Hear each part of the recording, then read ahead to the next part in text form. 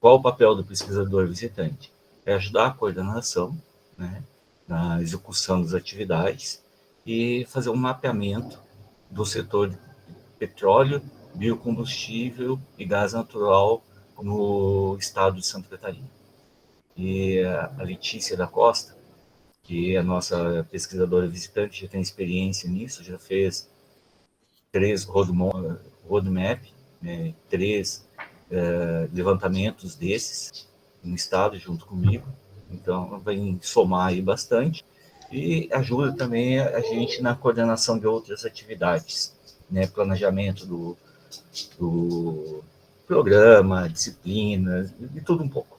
E a nossa pesquisadora, nossa pós-doutoranda, a Maíra Malman, que numa conversa com outros coordenadores de outros programas de PRH no Brasil inteiro, que a gente tem uma lista de discussão, foi quase unânime que o pós-doc deveria trabalhar numa atividade que nós considerássemos estratégica. Então, nós fomos atrás, né, já usando as informações que a gente tinha desses mapeamentos que a gente tinha feito no Estado, que seria estratégico para a gente termos, em termos de pesquisa no nosso programa, e usando a competência do pós-doc e também das pessoas que já estão, dos docentes que já fazem parte do programa. E chegamos na seguinte situação. Nossa pós-doc trabalhou bastante com gaseificação e catálise, então nós decidimos ir para a questão da produção de hidrogênio. Nós temos uma parceria bastante grande com a França para desenvolvimento de catalisadores para produção de hidrogênio e uma parceria com uma outra empresa para desenvolver catalisadores monolíticos, ou seja, não seriam catalisadores suportados em alumínio, seriam feitos todos o mesmo material para que pudesse haver reciclagem posteriormente e a reutilização. E finalmente a gente vai apresentar a Francine também, que é a nossa escudeira, está aí sempre ajudando a gente em tudo, ela que faz todas as contas, resolve todos os pepinos em bolsa, e só que todo mundo conhece a Francine como secretária do departamento. A Francine não é só secretária do departamento. Tem a Francine, que tem toda a sua formação profissional, sua experiência e sua competência, que poucas pessoas conhecem. Então a gente quer mostrar para vocês quem é a Francine também. Né? Débora, tem alguma coisa a acrescentar? Não. Eu estou muito feliz de nós estarmos aqui nesse momento apresentando oficialmente o nosso grupo para 2022. Contamos com a ajuda de todas as meninas, né, Ricardo? Eu, como vocês podem ver, eu sou a pessoa que, o último a falar é o primeiro que apanha. Tem 4 mulheres no grupo, né, e uma mais brava que a outra. E a meta para 2022 é fazer o PRH 11, um dos melhores PRHs do Brasil. A gente já tem recebido elogios aí de outros coordenadores, mas a gente não teve nenhuma avaliação ainda. A avaliação, a priori, vai ser em março, a primeira avaliação nossa, que chama RAA, Reunião de Avaliação Anual, e ela vai ser virtual. Mas ainda não foi definida a data, e ainda a gente não recebeu nem os modelos e documentos e tudo mais, que tudo é padronizado. E para fevereiro, nós agendamos lá com a Rafaela, que é a minha ex-aluna de graduação e de mestrado, que atualmente trabalha na BMW, para dar o curso de planejamento de carreira, né? Que é o curso que ela fez no Instituto Gallup, e ela é uma das pessoas certificadas no Brasil hoje para dar esse curso. Então, a gente vai fazer isso provavelmente lá para o dia 10 de fevereiro. Vocês vão estar recebendo instruções durante o mês de janeiro, porque é necessário se planejar um pouco e responder alguns questionários para ela poder preparar o curso. No momento, a gente vai oferecer esses cursos para os alunos do PRH, nosso, PRH 11.1, e para os alunos do PRH 2.1, que é o da automação. E junto a nós vai começar a trabalhar, aliás, já começou uma pós-doc da automação, que eu oriento lá no PRH da automação, Então, me coube agora uma pós-doc, começou esse mês, e ela vai se juntar aí ao nosso grupo também, e vai permear entre a engenharia química e a automação. Então, essas são as novidades que eu tinha. E agora, se alguém tiver alguma coisa a comentar, é o momento, senão depois eu vou passar a palavra para as garotas apresentarem.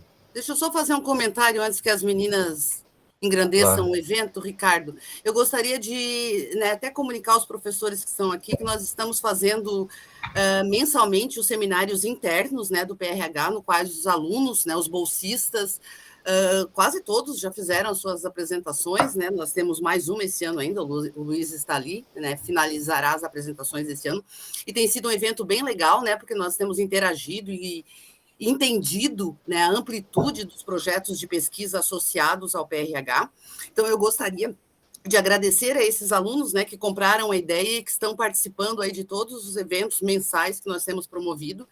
E a meta agora é que nós façamos também mensalmente ou bimensalmente, vai depender das meninas, os eventos externos também, que nós estamos reiniciando hoje com a apresentação da Maíra, da Letícia e da Francine. Interno hoje. Hã? Hoje é interno, né? Não é interno, é externo. Não, é interno, só que é para apresentação da equipe. Ele deveria ser um externo hoje, mas a gente trocou para fazer. É assim, né? Eram 4 meninas, a meta de 4 meninas é deixar um homem louco, mas o inverso acontece. Não, está acontecendo. Eu já passei. É o Ricardo. Tá, tudo bem, não importa. E eu gostaria de agradecer também aos professores, que foram todos convidados, e nós estamos no dia 6 de dezembro e sabemos, de como está 2021, mas eu gostaria de agradecer a presença do Agenor, do Ariovaldo, do Bruninho, do Adriano, do Natan, que estão aqui prestigiando o evento. É muito legal ter a participação de vocês. O Ricardo, se tem mais alguém que não apareceu, eu faço minhas, amplio para agradecer a presença de todos os professores. E agora eu não vou aparecer mais, vou deixar as meninas bonitas. Só uma coisa, Débora, eu também queria comunicar a vocês que o Renato saiu a autorização dele para ele viajar, a gente só está aguardando a documentação da Itália chegar para ele passar 6 meses no Politécnico de Milão, no estágio de sanduíche. Ele saiu a semana passada a documentação e o dinheiro, que é o mais importante. Então a gente só está aguardando a papelada chegar de lá para despachar ele para a Itália. Rico do Renato. Então vamos passar para a Francine primeiro, que ela está mais tempo com a gente, já conhece o pessoal, já interagiu mais com todos, então vamos passar a palavra para ela primeiro e depois a gente segue pela pesquisadora visitante e pela pós-doc. A palavra é sua, Francine. Tá, só um pouquinho, vou abrir aqui a apresentação.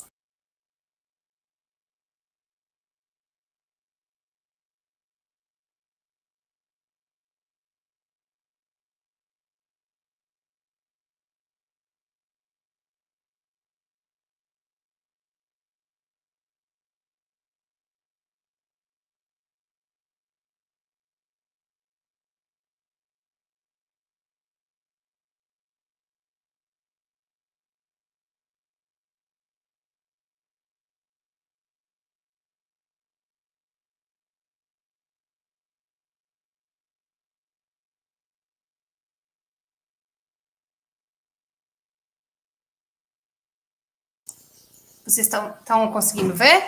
Estamos sim, Francine. Tá. Só não está no modo apresentação, Fran. É, porque eu saí daqui porque eu estava no mudo. Perfeito agora. Agora tá.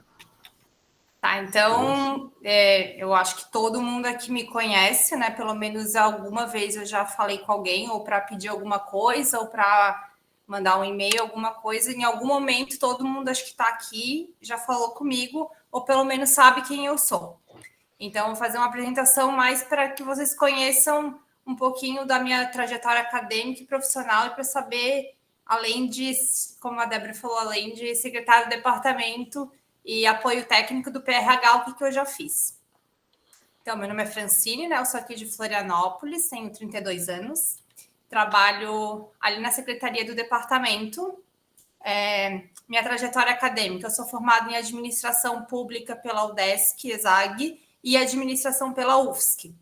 Eu fiz as duas ao mesmo tempo, com a diferença de um semestre entre cada uma, porque eu era daquela época, que agora não pode mais, mas que podia cursar duas universidades públicas ao mesmo tempo.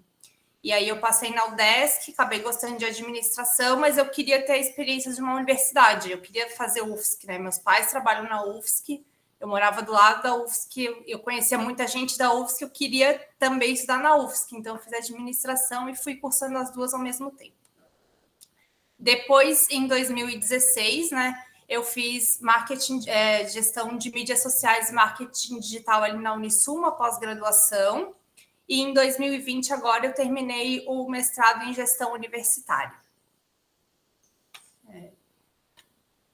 Então, minha trajetória profissional. Durante a graduação, eu fiz os meus estágios todos dentro da UFSC, né, coincidência ou não. Eu acabei fazendo tanto desde empresa júnior, eu fazia consultoria, e também fiz estágio em laboratório da mecânica com 2 professores diferentes. Eu fiz estágio na Coperv. Acabou que foi acontecendo. E como eu não tinha muito tempo livre, né, porque eu fazia 2 universidades, então o que era mais perto e mais cômodo para mim foi o que eu consegui fazer, assim. Aí depois, quando eu me formei, eu fui trabalhar numa importadora, fiquei 1 ano lá.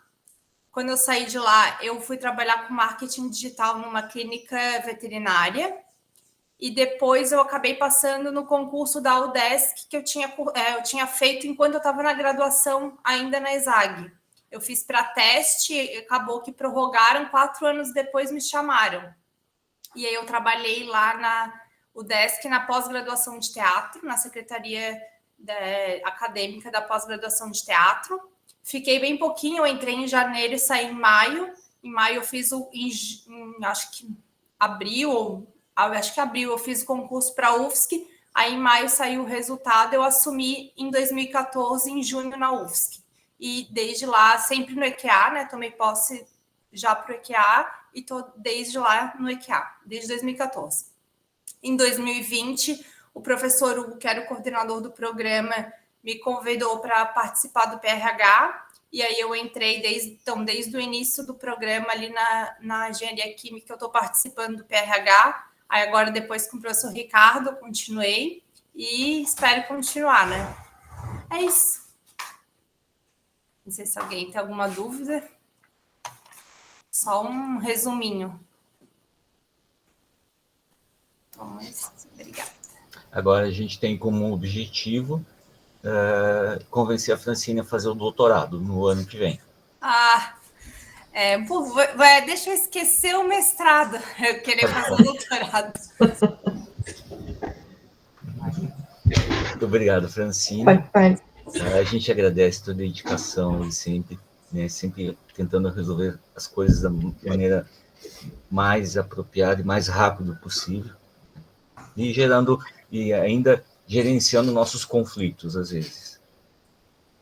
Então, passo a palavra agora para Letícia da Costa Lacqua, que também já trabalha com a gente aí no LCP há um bom tempo, não vou dizer quantos anos, mas tem uma grande experiência aí nessa parte de justamente que a gente estava precisando de uma pessoa que era fazer mapeamentos e planejamentos estratégicos e parceria com empresas, que é o forte dela, né? Pesquisa aplicada. Então, Letícia, a bola está contigo. Obrigada, Ricardo. Não fala quanto tempo eu estou, que vai comprometer também a ti, né? Tá. Compromete nós dois. A Maíra vai abrir a apresentação, tá? Para eu conseguir aparecer. Maíra vai ser minha assistente. Então, gente, a princípio a gente tinha montado ali o início da apresentação, né? Introduzindo a equipe do PRH desse ano, mas já foi feita a introdução ali muito bem feita pelo professor Ricardo, o nosso apoio técnico, que a Francine também já se apresentou. E agora, uma das coisas que eu gostaria de iniciar minha apresentação mostrando para vocês é que a gente desenvolveu um modelo de apresentação do PRH. A nossa ideia, o que é, né? Que todas as apresentações que sejam feitas tanto por alunos de iniciação científica, pós-doc ou professores envolvidos, que utilize esse template para a gente poder organizar melhor, né, e ficar um formato padrão. Pode ir para o próximo, Maíra. Então, assim, ó, esse modelo a gente vai estar disponibilizando no site do PRH, tanto em PowerPoint quanto no Canvas, para quem quiser, né, quem está mais acostumado a trabalhar no Canvas e quiser ter mais liberdade de artes, né, pode usar o Canvas sem problema nenhum. A Francine vai estar disponibilizando isso, e a gente também desenvolveu um papel timbrado, né? Então, esse papel timbrado ele vai ser utilizado tanto para correspondências internas ou externas do PRH. Também vai ficar disponível. Agora, foto de estúdio, né, gente? Bom, gente, então, eu gostaria de agradecer a presença, né? Eu me sinto muito honrada com a presença dos professores que estão aqui, que fizeram parte, né, da minha formação, e eu tenho como grandes ídolos, né, na forma de pesquisar e desenvolver trabalhos e aulas. O meu nome é Letícia Alves da Costa Lacqua, né, e eu estou muito feliz em fazer parte dessa equipe. Eu entro no time do PRH como pesquisadora visitante, e eu encaro essa nova etapa profissional como um desafio e uma oportunidade de adquirir conhecimentos e contribuir com a formação de vocês profissionais, fazendo com que, né, o que tiver ao meu alcance e não tiver ao meu alcance, para estarem cada vez mais capacitados e atuarem nos mais diversos segmentos da cadeia produtiva da indústria de petróleo, gás natural e biocombustível, né, que é o grande foco desse programa. O Ricardo deu uma resumida em quais serão as minhas funções, mas eu achei interessante colocar até para que vocês tenham ideia do que vocês, né, têm ao alcance de poder me procurar, de eu poder estar auxiliando vocês. Então, as funções do pesquisador visitante no PRH é de participar do desenvolvimento de pesquisa no grupo de trabalho, né, isso para tanto alunos de iniciação científica, do coordenador, do pós-doc, de todas as pessoas, apoio técnico que estão envolvidas no programa, auxiliar o coordenador na elaboração de prestação de contas, executar pesquisa sobre tendências tecnológicas no setor de petróleo, gás natural e biocombustíveis. Até, Ricardo, muito obrigado por ter lembrado, porque eu participei junto com o Ricardo do mapeamento de 3 rotas, né, industriais aqui de Santa Catarina, e isso realmente me deu bastante bagagem para poder estar auxiliando aqui no programa. E também a função, junto com o coordenador, é identificar novos cursos, o que a gente pode estar trazendo de capacitação, essas apresentações aí que o Ricardo citou antes, para isso, preparar vocês para as oportunidades que o mercado busca, né?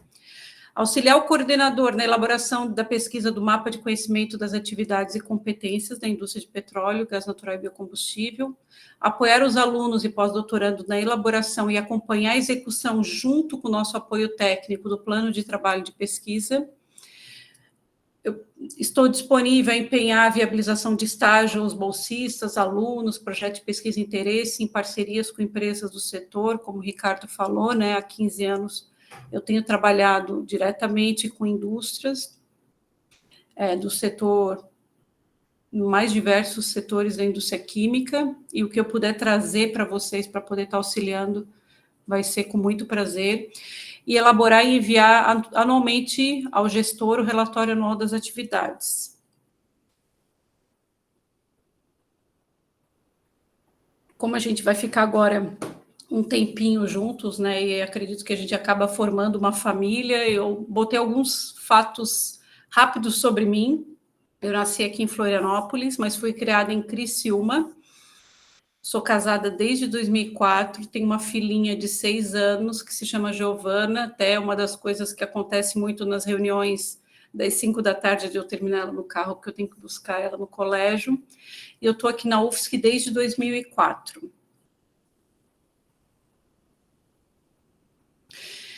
Eu fiz nesse slide uma linha do tempo resumida sobre a minha formação profissional, né? Então, em 2003, eu finalizei minha graduação em Engenharia de Materiais na Unesc. Na época que eu optei por Engenharia de Materiais, era a única Engenharia de Materiais aqui de Santa Catarina, ficava na Unesc, e eu já trabalhava na época da minha faculdade. Então, eu tinha aquela grande dificuldade de largar o meu trabalho e me dedicar totalmente a uma universidade, ou tentar fazer as duas coisas juntas, né, e poder contribuir para a minha formação. Daí, no final da minha faculdade, ali por volta da 8ª fase, eu sempre tive vontade de fazer pós-graduação, né, de me qualificar de alguma forma na área de engenharia de materiais.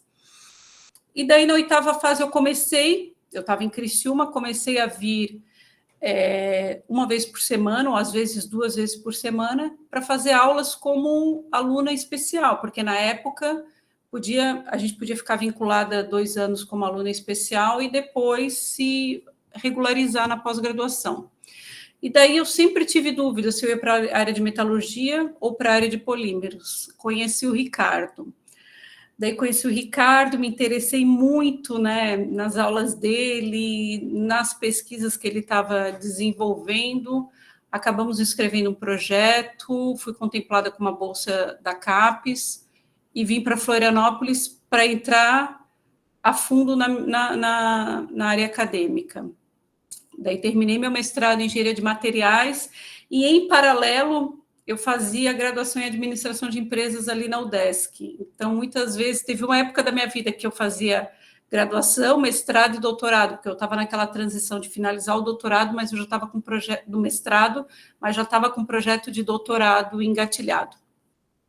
Daí fui fazer meu doutorado, o Ricardo foi meu co-orientador, daí fui trabalhar na área de nanotecnologia com a professora Cláudia, né, na área de mini-emulsão, e inclusive eu fui a primeira aluna da professora Cláudia de doutorado, então já faz um tempinho isso, e era tudo muito novo. Daí, para eu finalizar o meu doutorado, foi necessário eu ir para fora, né? Eu acabei finalizando meu doutorado nos Estados Unidos, em Lehigh, que é o berço da mini-emulsão. Fui para lá, finalizei meu doutorado em 2010. Em 2011, eu ingressei na pós-graduação como pós-doc. Estou lá desde então, estou aqui desde então, né? E esse ano ingresso agora, em final de 2021, como pesquisadora visitante do PRH.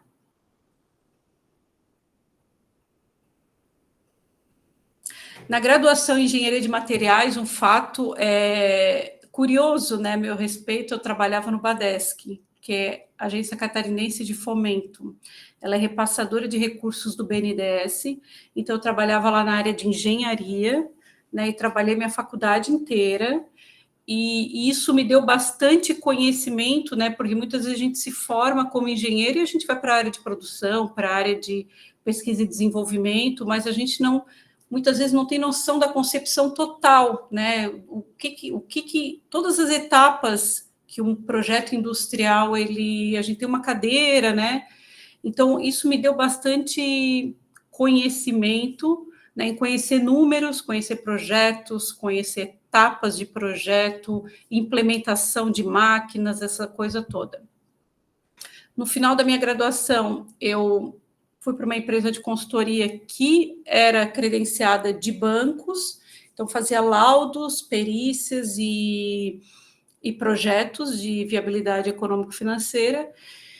E ao final da minha universidade, né, eu era obrigada a fazer o trabalho de conclusão de curso, fui trabalhar na Incoplast, que é uma grande empresa de embalagens, né, ela é convertedora de polímeros, e terminei minha formação lá. E daí, por isso que eu ingressei em administração de empresa, porque nos projetos eu sentia muita necessidade de entender um pouco, né, da parte administrativa.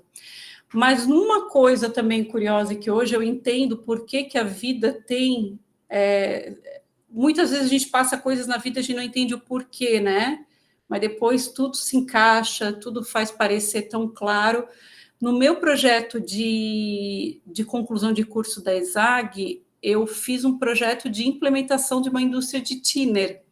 E daqui para frente vocês vão entender o porquê que isso fazia muito sentido na minha vida, apesar de, na época, não fazer tanto, né? Então, a gente escolheu o Morro da Fumaça para fazer o projeto de desenvolvimento dessa indústria de thinner.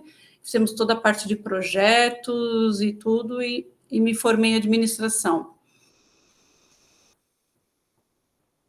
No meu mestrado, né, daí conhecendo o Ricardo e começando o meu trabalho da dissertação, na época, o LCP tinha um projeto muito grande com a termotécnica. A termotécnica, eu não sei hoje, mas na época ela era a maior produtora de EPS da América Latina. Então, já existiam muitos projetos ligados a poliestireno expansível. E o meu projeto de dissertação de mestrado continua sendo. Então, Ricardo, desculpa, porque eu saí um pouco dessa área, né? Então, o poliestireno ele é produzido por suspensão, né? E depois ele passa por um processo de expansão. E no meu projeto de mestrado, já havia um projeto anterior que utilizou água como agente de expansão. O meu projeto de mestrado era continuar essa utilização de água como agente de expansão, mas tentar utilizar outros hidrocarbonetos voláteis para tentar aumentar a efetividade da expansão. Então, assim, o poliestireno ele sai do reator e, após expandido, ele chega a ter um tamanho 50 vezes maior. Eu não sei se vocês enxergam aqui, né? Ali a gente tem as pérolazinhas de poliestireno e ao lado elas expandidas. E aqui a gente tem uma micrografia pós-expansão de como é que ela comercialmente, o poliestireno expandido comercialmente se parece. No caso do meu projeto, o que a gente fez, né? A gente incorporou água como um agente de expansão, então a gente queria fazer um poliestireno, ele não era um pouco menos agressivo ao meio ambiente, porque eu não estaria utilizando esse hidrocarboneto volátil na quantidade que geralmente se usa. A gente usou mais ou menos 15% de água, mas obtivemos, ao final, 6% mais ou menos. E para vocês terem uma ideia, como, né, a gente conseguiu a incorporação de água, mas a gente não conseguiu a efetividade do poliestireno expandido comercialmente, a gente obteve uma razão de aumento aí da pérola de 3,5%. Então, para fazer essa incorporação da água, né, utilizamos um aspersor industrial, então tinha água com surfactante, e ao longo da reação, no momento da reação, isso era aspergido, e essas gotículas de água ficavam incorporadas dentro das pérolas de polietileno. E aqui a gente tem uma micrografia, volta ali, Maíra, uma micrografia, né, a gente chama de WEPS, porque usa a água, né, o water. Então, aqui a gente tem uma micrografia dele antes e após a expansão.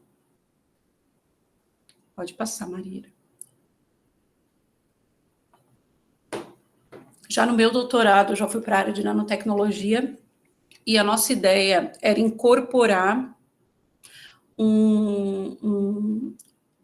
uma partícula inorgânica, que era o fosfato de alumínio, era uma nanopartícula oca, e ela era utilizada como um extensor de dióxido de titânio. O dióxido de titânio é utilizado tanto para a área de cosméticos quanto para a indústria de tintas, né? Para promover opacidade, muitas vezes não, também propriedades mecânicas, né, de lavabilidade da tinta, tudo. E no caso de cosméticos, ele é uma barreira física.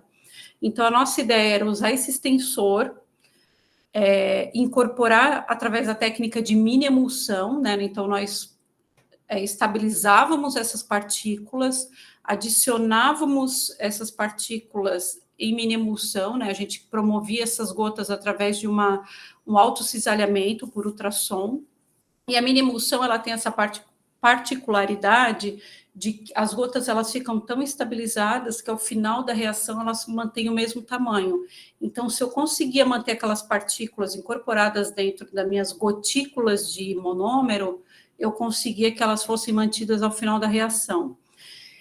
Então, a gente fez três diferentes tentativas de incorporação, foi de 3%, 5% e 10%. A mínima emulsão que a gente obteve de melhor estabilidade foi de 3%, porque como a gente está trabalhando na ordem de nanômetros, né, e também a partícula, embora ela seja da ordem nanométrica, a inorgânica, ela acaba competindo com o tamanho da gotícula, então a gente conseguiu no máximo 3% com estabilidade.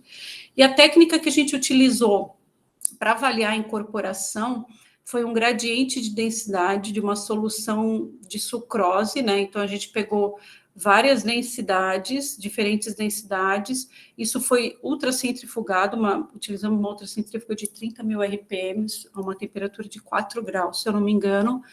E daí aqui, ó, na figura A, a gente consegue ver o copolímero sem nenhuma partícula, né, de fosfato de alumínio. E na segunda, a partícula, a mini emulsão com a partícula incorporada. Então, fazendo esse balanço, né, da densidade da nanopartícula e da densidade do polímero, a gente conseguia mais ou menos ter uma ideia. Quando não estava estável, acontecia da gente ter vários gradientes, então a gente tinha partículas, aglomerados, né, incorporados, que ficavam mais ao fundo, e esse foi o nosso melhor resultado. Ao longo também do meu doutorado, né, sempre voltada essa parte de tintas que me interessou muito, e os smart coatings, né, que também é uma coisa que me salta aos olhos. Eu trabalhei junto com uma aluna que fez o pós-doc dela na USP. A gente incorporou, né, pigmentos termocrômicos via mini emulsão para que esse filme, esse látex, ele pudesse ser utilizado em embalagens e transformado essas embalagens em embalagens inteligentes, e testamos, né, esse látex ao longo em várias temperaturas, para eles poderem ser utilizados e poder visualizar no alimento, né, se está uma temperatura adequada ou não, e a gente conseguiu incorporar de 1 a 1,5% do pigmento, né, em mini emulsão, e conseguimos, isso aí também foi uma publicação, a gente conseguiu grandes resultados para a utilização em embalagens. Vou tentar ser um pouquinho mais rápida, porque esse foi um outro projeto de tintas, que foi em parceria com a professora Regina e com a Suelen, que hoje também é professora lá no Pará, fiquei sabendo semana passada. Isso foi o projeto de doutorado dela, eu fiquei, né, de apoio, trabalhando na área de tintas, né, da tinta propriamente dita, e ela com a incorporação do dioxitânio. Então, a Suelen, ela desenvolveu, ela sintetizou microesferas porosas do dioxitânio. Uma das coisas importantes na fotocatálise, né, é a gente trabalhar com a área superficial da partícula, né? Então, quanto maior eu tiver essa área superficial, mais eficiente ela vai ser, e tem que ter uma estabilidade. O ideal de uma tinta com ação fotocatalítica é que eu tenha uma estabilidade boa do filme, para que ele não degrade rapidamente, mas, ao mesmo tempo, eu tenho essas partículas com uma alta área superficial para que ela possa ter essa ação fotocatalítica, né? Então, nesse trabalho que a gente executou, foi avaliado tanto a ação fungicida dessas tintas, porque o dioxitânio sintetizado, ele tem essa ação fungicida, e também avaliamos, através da descoloração do azul de metileno, avaliamos essa ação fotocatalítica da tinta desenvolvida. Esse painel teste aí tá no departamento. No lado esquerdo, a gente tem uma tinta com ação fotocatalítica, e no lado direito, uma tinta comum. Então, a gente está observando isso aí já faz foi antes da pandemia, já faz uns 3 anos, a gente teve até uma reunião semana passada para conversar sobre isso, porque a gente deseja muito que isso se transforme em um produto, né? A gente tem conversado num projeto para fazer isso virar um produto, e vamos ver o que vai acontecer agora.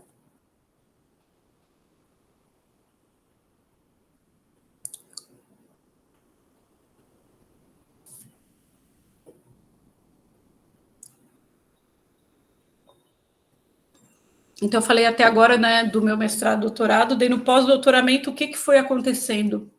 Já no meu doutorado, o Ricardo, né, e o professor Eriovaldo sempre buscando indústrias para ter parceria no laboratório, e isso foi me gerando muita curiosidade, né? Eu sempre me coloquei muito à disposição para trabalhar em projetos com indústria. Então, assim, se eu fosse separar o meu pós-doutoramento, né, esses 10 anos que eu estou na universidade, em 6 grandes áreas que eu trabalhei na indústria de tintas e correlatos, na indústria de transformação de polímeros, apoio o Ricardo quando ele precisa em laudos técnicos para a Receita Federal, e a gente também fez esse trabalho grande para a Fiesc, também na área de solventes, fornecedores da indústria química, porque o que vai acontecendo, né? A gente está num setor, daí sempre tem os fornecedores que vão buscando o nosso trabalho, conhecem a seriedade do laboratório, dos projetos que a gente toca, e vão aparecendo. E a coisa mais diferente que eu trabalhei ao longo desses 10 anos foi um formicida natural, né, para a indústria de alimentos orgânicos. O que acontece é que os formicidas, eles utilizam substâncias altamente tóxicas e estão sendo banidas, né? Então, foi feito esse formicida natural, a gente trabalhou no apoio, né, demos todo o apoio técnico, e de vez em quando a gente trabalha ainda com eles para verificar se a incorporação do ativo ele está eficaz, acompanhar com eles os testes de campo para ver se a formiga está ou não, né, aceitando ainda, porque muitas vezes elas se acostumam com aquilo, elas não querem, a natureza é muito inteligente, né? Então, na indústria de tintas, que é o mais forte para mim, indústria de tinta de solvente, a gente trabalha muito com desenvolvimento de produto, otimização e implementação de processos, a gente faz todo aquele apoio técnico, né, tanto para a área de P&D quanto para o comercial, porque às vezes dá um pau lá no fornecedor, e daí nós, como uma instituição independente e isenta, a gente consegue avaliar sem ir para nenhum dos dois lados, né? Então, a gente analisa muita patologia de indústria. E outra coisa que o laboratório tem uma expertise grande é engenharia reversa, né? Hoje em dia, tem muita coisa que aparece, o meu concorrente está vendendo pela metade do preço, o que ele está fazendo? Então, ele encaminha esse produto, a gente consegue, existem várias metodologias que a gente desenvolveu, a gente consegue destrinchar esse produto e dizer, ele está usando esse pigmento, ele está usando essa resina, ele está usando tantos por cento de sólidos, né? A gente consegue abrir toda a formulação. Deixa eu ver, na indústria de transformação de polímero, a gente tem desenvolvido bastante método de feito em engenharia reversa e bastante laudo, aparece muitos problemas lá nas embalagens de alimento e que vem aqui para o laboratório para que a gente faça análise. Pode ir, Maíra.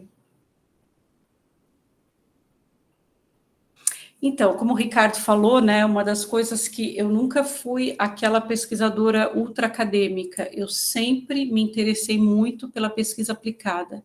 Então, uma das coisas que me deixa altamente contente, é um desafio constante, e aquela felicidade de trabalho do dia a dia, é a gente ver que aquilo que a gente desenvolveu em laboratório, ele se transformou em produto. E eu selecionei os 6 produtos que hoje estão no mercado e foram desenvolvidos ali pelo Laboratório de Controle de Processos. Um deles, por exemplo, foi esse Thinner Ecoeficiente. Essa empresa, eu não tenho problema nenhum de falar, porque, inclusive, é uma das coisas, vocês vão ver o nome dessa empresa várias vezes aqui, essa empresa, ela usa muito, né, essa parceria que ela tem com a universidade, então isso está na mídia, aparece em televisão, revistas, palestras, tudo isso é muito divulgado, o que nos deixa muito feliz, né? Porque muitas vezes eles querem que isso, né, seja visto como um trabalho da empresa, e não, existe todo um corpo pensante, né, de dentro da universidade que está fazendo esse trabalho para eles.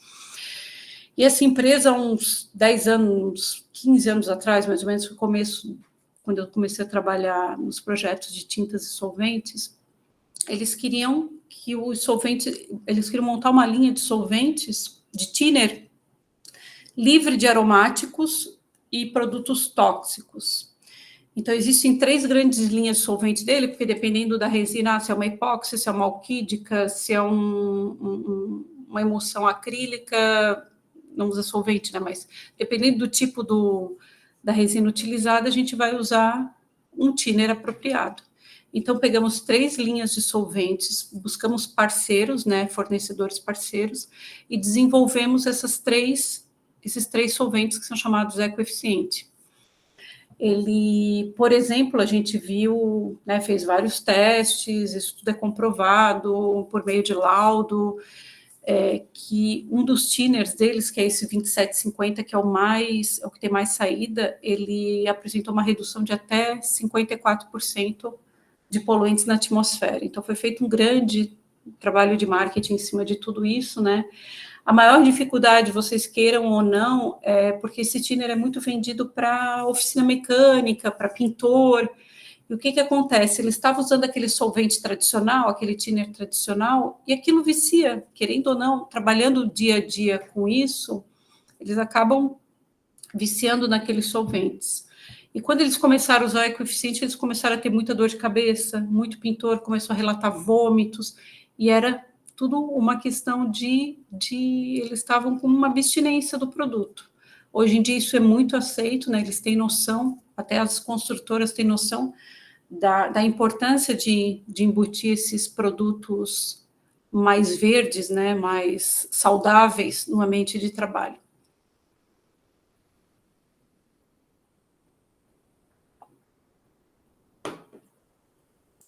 Esse é um outro produto que não é um produto, é um software. Eu não entendo quase nada de simulação, né? Mas a ideia da empresa, como ela é a maior fornecedora de thinner do país, era de desenvolver um modelo, né? Um software para que eles pudessem. O que acontece, né? Um thinner, ele é composto de muitas vezes, sei lá, 20 solventes diferentes.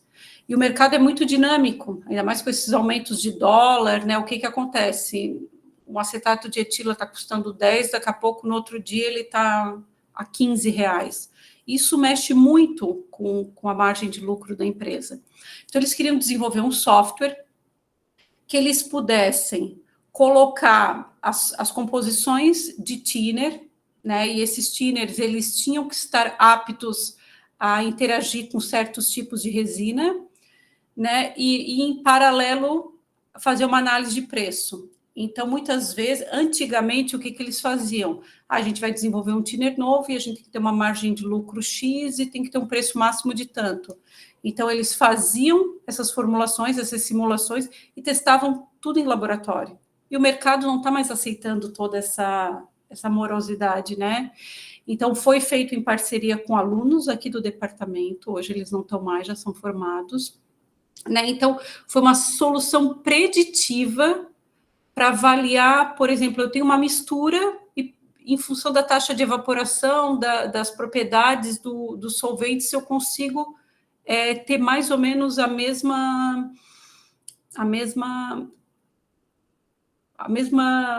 mesmo desempenho, tá? E isso hoje é utilizado pela empresa. A minha parte no projeto foi avaliar toda a parte de evaporação de solventes através de um evaporômetro que a gente produziu aqui e avaliar toda a interação desses thinners que a gente foi desenvolvendo por meio do software com as resinas. Então, a gente fazia toda a parte laboratorial e confrontava com os resultados que a gente tinha no software.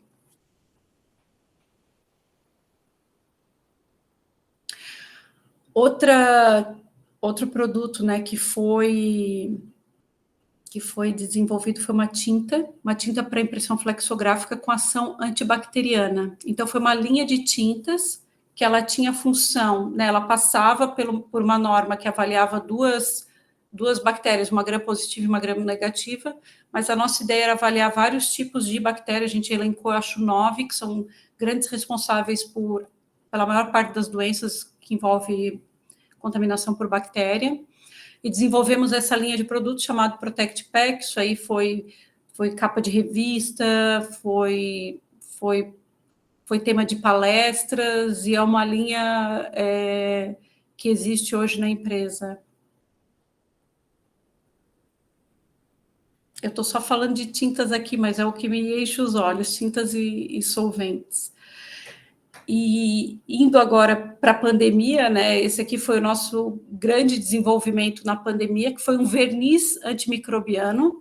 Então, é um verniz que ele tem tanto ação antibacteriana quanto antiviral, e ele foi aprovado com todas as normas exigidas pela Anvisa. Ele está em processo de registro na Anvisa, que é uma coisa árdua, vocês não têm noção, assim, o que a Anvisa tem exigido da gente. A gente não tem nem laboratórios brasileiros para apoiar. Ele foi um projeto que recebeu recursos da FAPESC, ele ganhou essa chamada pública, ele foi um dos selecionados e está bombando aí com projetos muito grandes, com empresas muito grandes.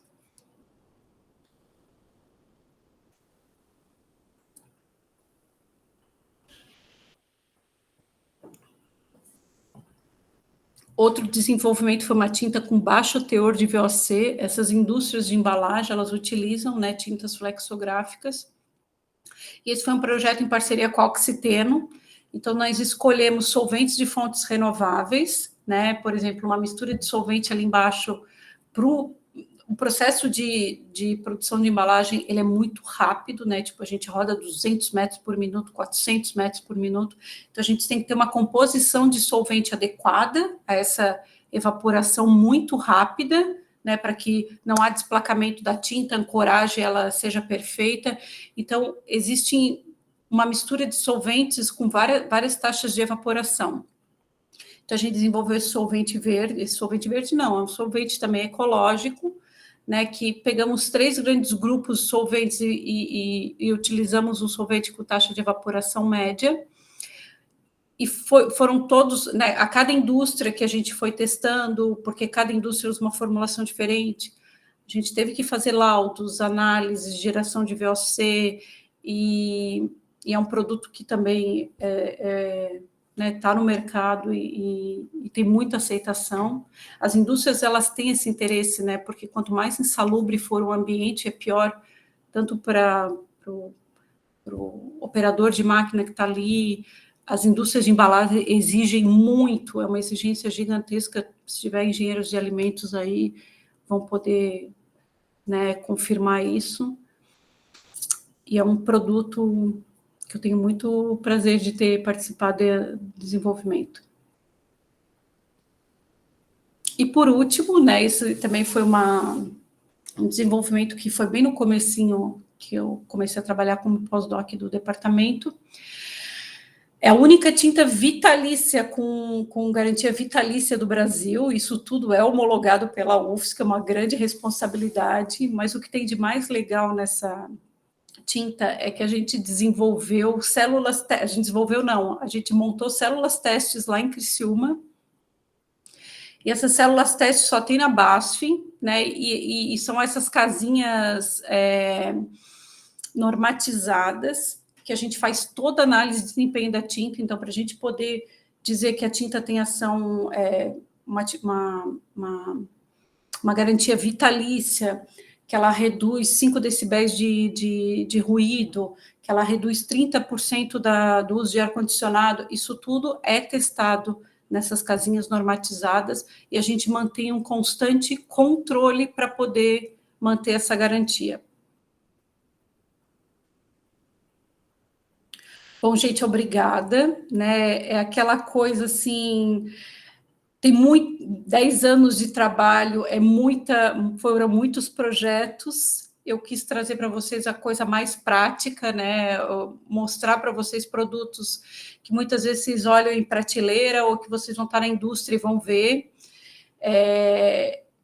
A nossa expertise ali no laboratório é tanto para tintas industriais como automotivas, solventes, tinners, impressão flexográfica, rotogravura. Então, assim, qualquer interesse que vocês tiverem nessa área, a gente está aberto ali no laboratório para poder transferir esse conhecimento para vocês, né? E não é só, eu falei muito em tintas e vernizes, porque se eu colocar esses 10 anos, com certeza 70% foram ocupados por tintas e correlatos, né? Agora o laboratório vem vindo forte na indústria de embalagens, que também tem muita coisa para ser desenvolvido. Quero dizer para vocês que eu estou aqui está meu e-mail, meu telefone, meu celular, estou à disposição da equipe do PRH, é um grande desafio, quero estar junto com vocês para a gente poder fazer o melhor trabalho possível, como diz a Débora, o melhor PRH do Brasil.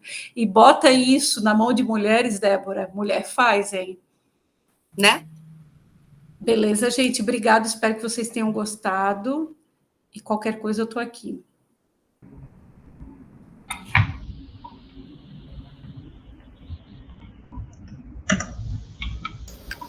Obrigado, Letícia. Faltou você falar um pouquinho da sua experiência ali com os roadmap, né, e os trabalhos estratégicos que a gente fez para a Fiesc e o planejamento estratégico que a gente fez para eles também, né, até 2022, que eles vão ampliar agora até 2030. Mas tudo bem, aos poucos o pessoal vai conhecendo você e suas múltiplas atividades, porque você só falou de algumas delas, né? Então, Maíra, deixamos agora a oportunidade para você falar um pouquinho da sua experiência. Então, tá bom. Obrigada, Ricardo. Eu vou compartilhar aqui minha tela, pessoal. Um minutinho.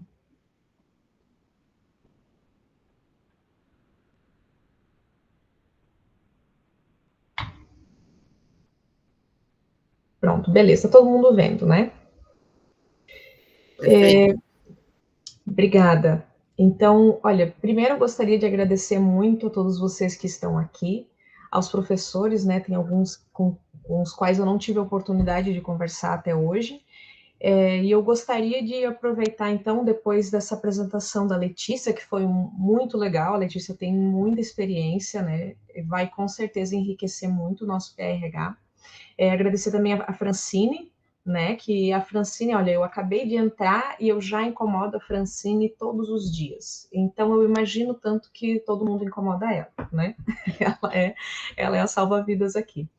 Eu vou começar me apresentando, então. Eu sou a Maíra, eu comecei agora, o pós-doutorado, minha vigência começou agora em novembro, tá? Mas eu estou no EQA desde 2014.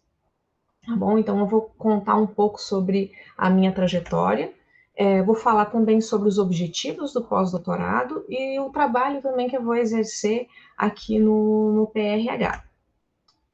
Eu venho da cidade de Iporã-do-Oeste, e eu não sei se tem mais gente aqui que é do interior, mas todo mundo que é do interior sabe que não adianta falar o nome da cidade. Porque quando você é de uma cidade muito pequena, você sempre vai ter que falar do que ela fica próximo, porque ninguém conhece, é normal. Então, eu trouxe hoje aqui um mapa, gente, para mostrar, ó, Iporã-do-Oeste existe, fica aqui, tá? Tem 9.000 habitantes, tá bom? Fica perto aqui da divisa...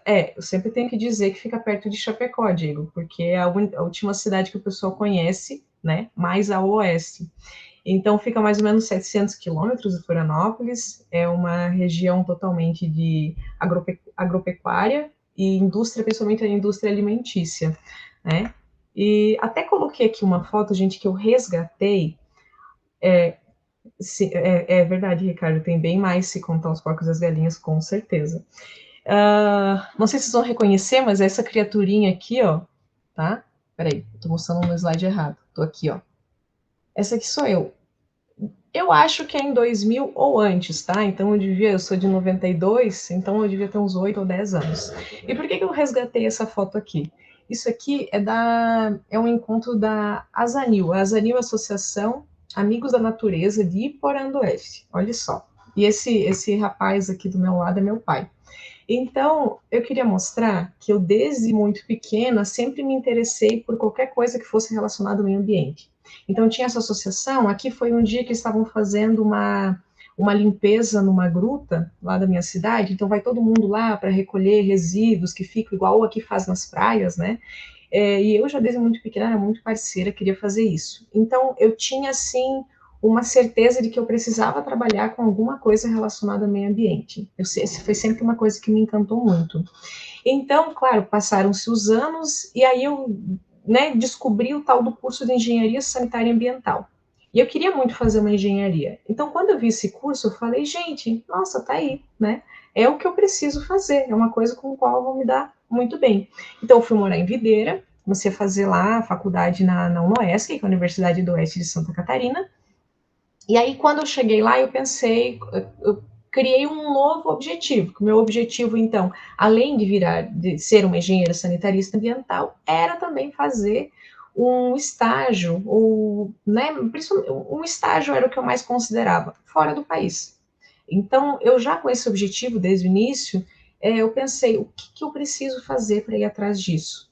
Então, eu comecei a estudar inglês e tal, mas assim, tudo é muito difícil, ainda mais quando você é muito jovem, você recém começou a faculdade, você está numa universidade ainda mais no interior, as oportunidades são mais complicadas, você não vê outras pessoas indo, então isso às vezes te puxa para trás um pouquinho. Mas tudo bem, o que eu fiz? Ali em 2010 eu fui fazer esse Work Experience, que foram 4 meses que eu passei, era durante as férias da faculdade, eu fiquei nos Estados Unidos trabalhando, né, não fui para estudar, então fui lá para trabalhar, para ter essa experiência já de como que é me virar fora do país. Foi muito bacana. E aí, quando eu voltei, tinha uma professora que eu tinha uma admiração enorme, que é a professora Estela, a Estela Nunes, ela foi aluna do Agenor, fez mestrado e doutorado aqui na Engenharia Química também, e ela era professora lá no UNOESC, e nossa, como eu gostava, achava a aula dela fantástica, e ela tinha sempre muita experiência, ela estava sempre em congresso, fora, um monte de coisa, e eu fui falar com ela, eu disse, Estela, né, eu gostaria de ir para fora, fazer um estágio, de preferência se for na Alemanha, o que eu faço, né? E ela, bom, vamos começar a trabalhar nisso. E aí, nesse meio tempo ali, entre 1 ano e meio ali depois, apareceu o Ciências Sem Fronteiras. Para o UNOESC, se eu não me engano, são 5 campos, se eu não estou enganada, tinha 2 vagas. Aí eu apliquei e passei em primeiro lugar. Aí consegui, então, uma vaga para ir fazer o que eu mais queria, que era poder ir para fora. Então, eu fui para a Universidade Técnica de Munique, na cidade de Freising, né, que é coladinha em Munique. E lá, então, eu estava na universidade e estava fazendo um estágio numa empresa que era uma spin-off da universidade. Essa empresa trabalhava com biogás. Então, assim, para mim, gente, isso foi assim, ó, quando foi para eu poder ir, já estava realizado, entendeu? E foi muito, muito, muito legal. Eu apanhei bastante, mas eu aprendi muito, porque a empresa era uma empresa com, assim, laboratório de ponta, tá? Tinha tudo, desde ICP, cromatógrafo, gasoso, tinha HPLC, tinha tudo, tá?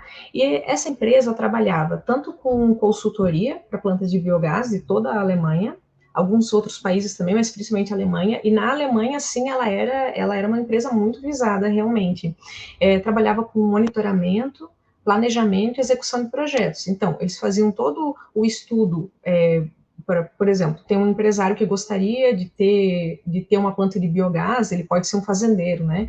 Então, se fazia todo o trabalho de consultoria, desde pegar a biomassa dele, pegar o que ele gostaria de transformar em biogás, e se fazia todo o estudo de viabilidade dentro da empresa, mais da viabilidade econômica, técnica econômica, tudo isso se fazia, acompanhava a construção e depois era feito o monitoramento. Então, era uma empresa muito completa.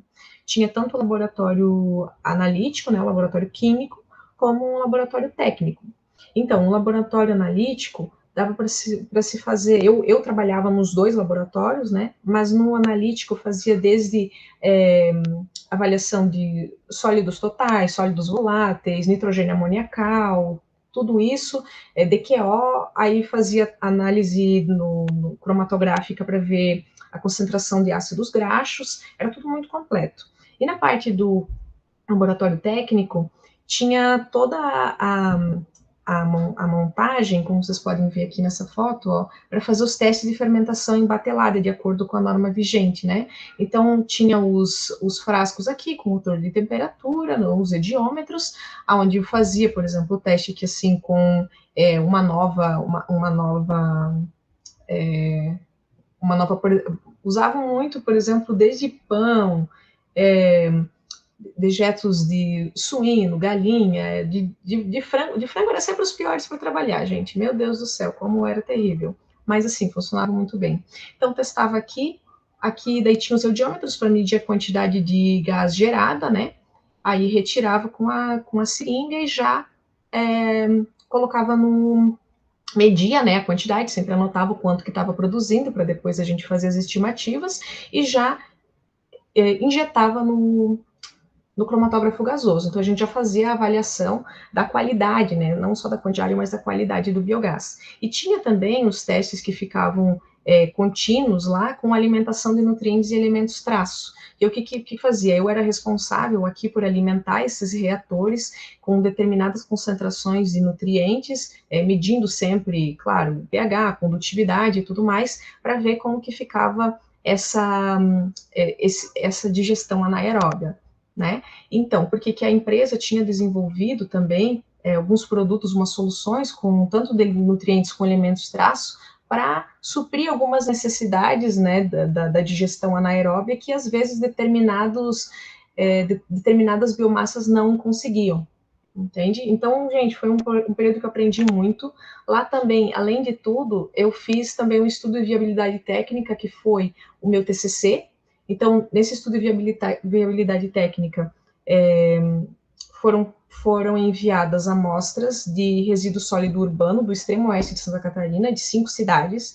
Então, lá, eu fiz todo o teste em batelada para ver a quantidade de biogás que elas podiam produzir, qual que era a qualidade. O rendimento médio em metano foi de 59%, que era muito bom. Então, foi feito todo esse estudo. Inclusive, se eu for dizer para vocês que todas as análises que eu fiz, elas com certeza já davam uma dissertação de mestrado. Na época, eu não consegui fazer tudo para um TCC, porque era demais, né? Mas eu tenho resultados ainda que, se eu for pegar, eu consigo fazer uma dissertação, uma segunda dissertação. Então, foi um trabalho muito representativo, foi bem interessante. Eu estava focada principalmente nisso aqui, além da capacidade de geração de energia, mas também na redução da emissão de gás carbônico, então foi bem interessante.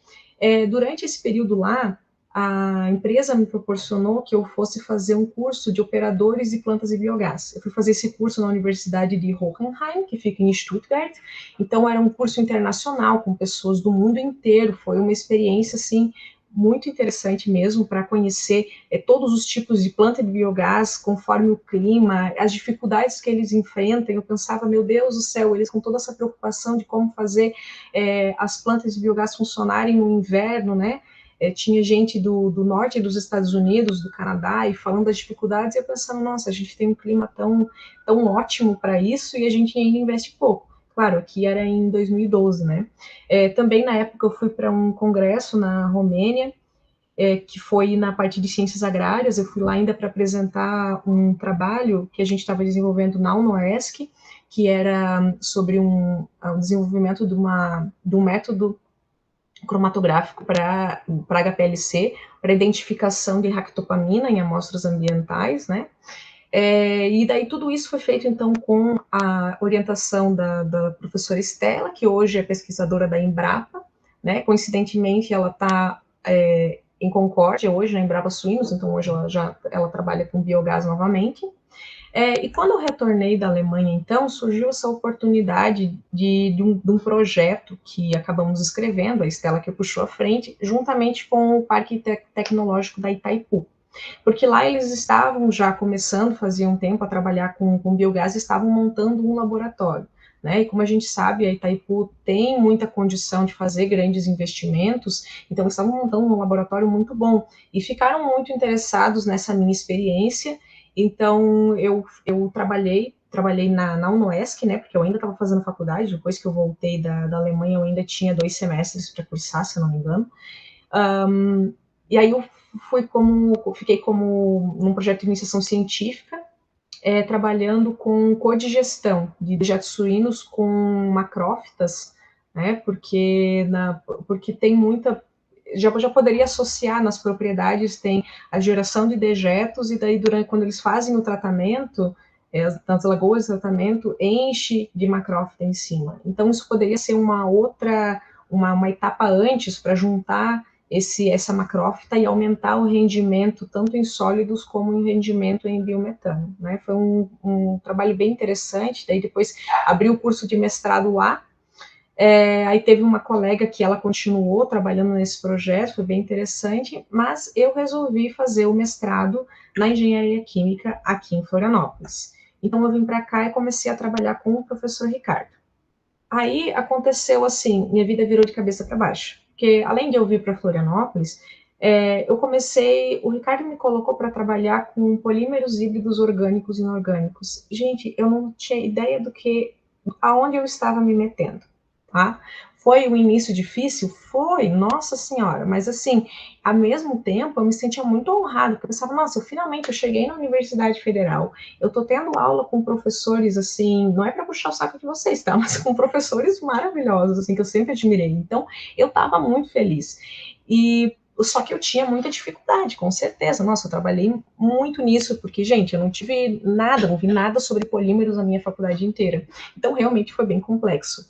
E aí, essa parte aqui, que daí eu comecei a trabalhar com essas cerâmicas derivadas de polímero, talvez o pessoal da graduação talvez não esteja tão familiarizado, mas as cerâmicas derivadas de polímero, elas são obtidas por meio do processo de reticulação e pirólise de polímeros inorgânicos. O que são esses polímeros inorgânicos? São aqueles que possuem na sua estrutura principal, na backbone, né, possuem um átomo de silício. Aí esse átomo de silício pode estar ligado, por exemplo, a carbono, a oxigênio, a um metal, a nitrogênio. Isso vai fazer com que seja definida qual que é a natureza desse polímero.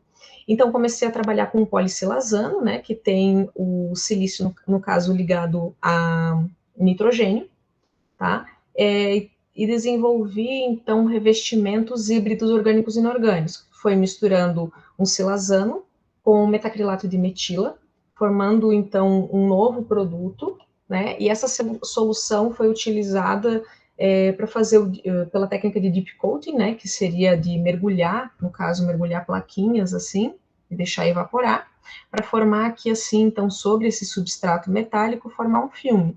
Aí, depois disso, esses filmes aqui foram avaliados de acordo com a sua atividade anticorrosão em meio ácido, né? Ainda quis fazer em meio salino também, né? Mas realmente não dava mais tempo, porque foi um trabalho muito extenso. Eu trabalhei muito com a parte de elucidação estrutural, para entender o que estava acontecendo, se estava formando polímero híbrido, onde estava acontecendo alguma ligação. Enfim, o que acontece é que, gente, nesse processo de mestrado, eu rodei a UFSC inteirinha. Então, eu conheci muitos laboratórios, conheci muitos professores, fui descobrir, assim, realmente muitas técnicas de caracterização. Então, realmente foi bem sofrido. O mestrado foi puxado, assim, mas consegui terminar. Todo mundo sobrevive, tá? Isso dá certo. Aí, só que quando chegou o final, ia começar o doutorado, eu falei para o Ricardo, eu não quero, acho que eu não vou fazer o doutorado, porque eu estou muito cansada. Esse mestrado, eu acho que talvez foi uma área que talvez não era a minha, eu tenho vontade de voltar para a área que eu trabalhava antes e tal. E o Ricardo, calma, Maíra, calma, existem muitas oportunidades, vai dar certo, nós vamos tentar, você pode trabalhar com PDC e trabalhar alguma coisa que você gosta. Eu falei, tá bom, então, né, vou continuar aqui. E aí, gente, foi uma escolha ótima, porque eu realmente gostei muito de fazer o doutorado, tá? Eu trabalhei no doutorado, então, com materiais cerâmicos mesoporosos, avançados para aplicação em energia limpa, principalmente para reações de evolução de hidrogênio. Então, pronto, eu, assim, estava muito feliz, porque eu estava voltando a trabalhar com a parte de energia, com a parte ambiental, né? Mas com toda essa carga que eu tive, química e cerâmica, né, de materiais e tal, durante o mestrado, então eu fui mais madura para o doutorado, com certeza, e consegui fazer um trabalho muito legal. Então, aprendi a fazer modificação química, dopagem, técnicas como nanocasting, fazer síntese de nanopartículas e complexos metálicos, então foi um trabalho bem extenso. E eu fiz o doutorado sanduíche na França. Então, os meus orientadores foram o professor Ricardo e o doutor Samuel Bernard, que hoje está na Unilin, em Limoges, na França. O que foi, então, a minha tese? A ideia foi de sintetizar nanocompósitos à base de silício, metal e nitrogênio para funcionar como catalisadores para reações de evolução de hidrogênio. Para isso, eu queria trabalhar com monólitos mesoporosos, que são derivados de polímero. Tá, então vamos com calma, né? O objetivo da tese em si foi produzir esses monólitos que eles tivessem uma altíssima resistência química e mecânica, para que eles pudessem suportar condições adversas de reação e produzir hidrogênio. Então, eu tinha muitas coisas a trabalhar. Eu precisava que o catalisador fosse ativo, que a área superficial fosse alta, que o catalisador fosse resistente e que realmente funcionasse. Fosse também reprodutível. Então, eu posso dizer que esses objetivos foram alcançados. Esses monólitos produzidos foram produzidos a partir de silazanos, né, que é essa molécula que eu estava vendo aqui, só que com nitrogênio ali no lugar do X. E foi feito, então, eu trabalhei com NanoCast, fazendo impregnação de monólitos mesoporosos de carbono, né, de carvão ativado. Então, por um processo de pirólise, conseguia remover esse template e aquele polímero que eu tinha modificado com metal, que era modificado foi modificado com titânio, com cobalto, com níquel, molibdênio ou com vanádio, né, com algum deles, sempre.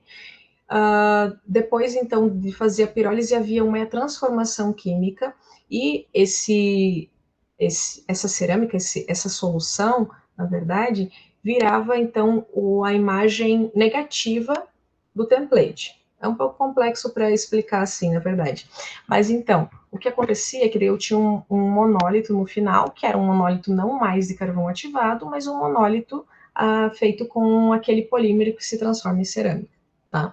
Então, eu tinha monólitos de nitreto de silício modificados com metais. Aqui tem um exemplo, ó. Aqui a gente até pode ver o quanto que eles são ativos. Tem os monólitos aqui modificados com nitreto de titânio, ainda com nanopartículas de platina, que eu fiz a redução após esse processo, e só colocando aqui numa solução com boridrato de sódio, a gente já pode ver essas bolinhas aqui que são de hidrogênio, tá? Esse trabalho aqui, ele rendeu boas publicações, tá? Eu vou mostrar aqui no outro, tá um pouquinho lento no computador, gente, mas ele vai, tá? Aqui tem uma parte ainda que será publicada, posso mostrar aqui um pouco sobre a parte de tamanho de poro, né, que era muito pequeno, e sobre a área superficial. Antes a Letícia já estava falando, né, sobre a área superficial dos polímeros, e aqui estou falando um pouco sobre dos monólitos em si. Então, eu consegui aqui fazer um monólito comparando aqui aquele que é só de nitreto de silício, com uma área de 420 metros quadrados por grama, área superficial, aumentar para 920 metros quadrados por grama com com nitreto de silício modificado com cobalto, tá? Esses monólitos, então, eles apresentam micro e mesoporosidade e nanopartículas na ordem de menos de 10 nanômetros. Aqui tem exemplo dos monólitos, aqui tem um MEF, né, no caso, uma micrografia eletrônica, que tem um TEM, né, que é uma técnica de transmissão, mostrando um pouco sobre o tamanho dessas partículas. Aqui também já teve artigo publicado, que foi em parceria com a Universidade do Japão. Esses alunos aqui do Japão, alguns deles aqui, como o Júnior, por exemplo, eles aprenderam a fazer essas reações comigo, né? Ele trabalhou lá na França também, então fui eu que treinei. E outra coisa, assim, ó, que seria interessante falar, que ainda estou trabalhando com isso, porque aqui a gente pode observar, por exemplo, 0,7 litros por minuto por grama de catalisador, que era o que estava gerando de hidrogênio com esse monólito aqui, por exemplo, com cobalto. Mas a gente não, isso aqui é baseado num cálculo teórico da quantidade de catalisador que tinha, né? É considerando que todo o metal que eu coloquei virou nanopartícula e estava ativo. Mas isso aqui será publicado em breve, quando for eu vou mandar para vocês para a gente conversar sobre isso. Então, nesse pós-doutorado, o objetivo é avaliar o uso desses monólitos, tá? Para a evolução de hidrogênio pela reforma do metano, ou do biogás em si. Comecei já conversando com a professora Regina, né? Acho que ela não está aqui hoje, mas a Regina, ela tem toda essa experiência para trabalhar com catálise em meio gasoso, né? Então, o objetivo aqui é sintetizar esses polímeros modificados com cobalto e com níquel, fazer impregnação por ólise dos monólitos, né? Obtendo monólitos de nitreto de silício com cobalto ou com níquel, principalmente, a gente pode pensar em outros metais também. Já estamos montando o reator catalítico de leito fixo ali no Lema, para começar a avaliar. Então, a gente vai utilizar um padrão de biogás ali que existe ali no Lema, que é com metano, CO2 e mais alguns gases, para a gente ver se a gente consegue aumentar o rendimento em hidrogênio. Tá? Então, tudo isso a gente vai fazer muito teste, análise e definir alguns parâmetros para reprodutibilidade. O que isso é interessante? A partir do momento que a gente vê que isso funciona, que a gente pode analisar assim, esse trabalho ele pode ser estendido para outros alunos.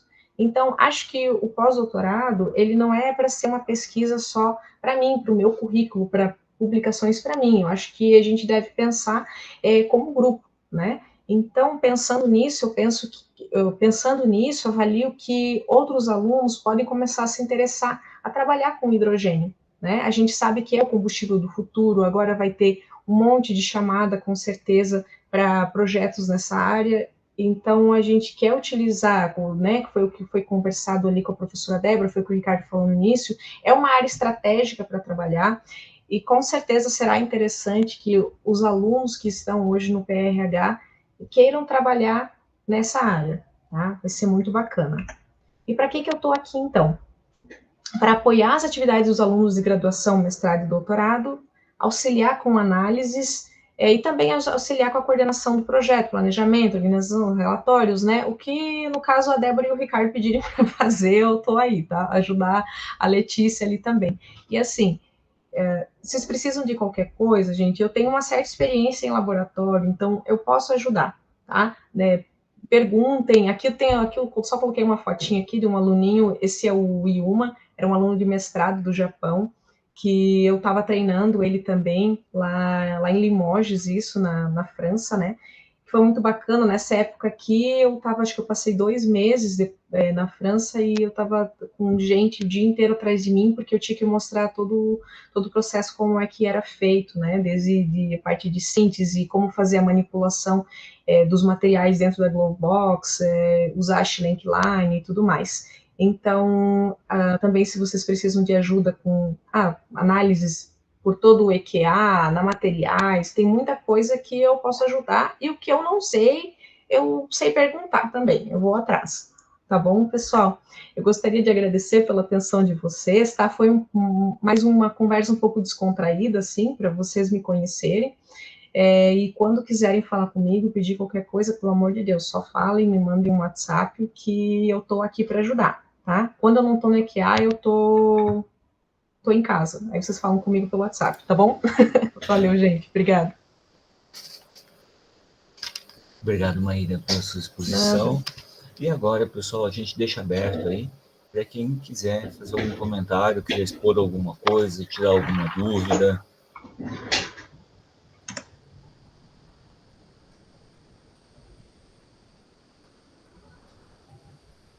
Fala, Bruno. Boa tarde a todos. Inicialmente, gostaria de parabenizar aí as meninas, né, Francine, Letícia, Maíra, pelas belíssimas trajetórias, muito legal a exposição. Né? Eu tenho uma pergunta em particular para a Maíra. Né? Eu também tenho interesse em reforma de metano para produção de hidrogênio. Achei bem interessante aí sua proposta com os PDCs, né? Como você avalia como você avalia esses materiais, né, frente aos catalisadores comerciais, né, que a gente tem para a reforma de metano, aquele catalisador clássico, né, de níquel suportado em alumínio. O que você espera que esses materiais podem melhorar em termos de desempenho para a reforma de metano? Oi, Bruno.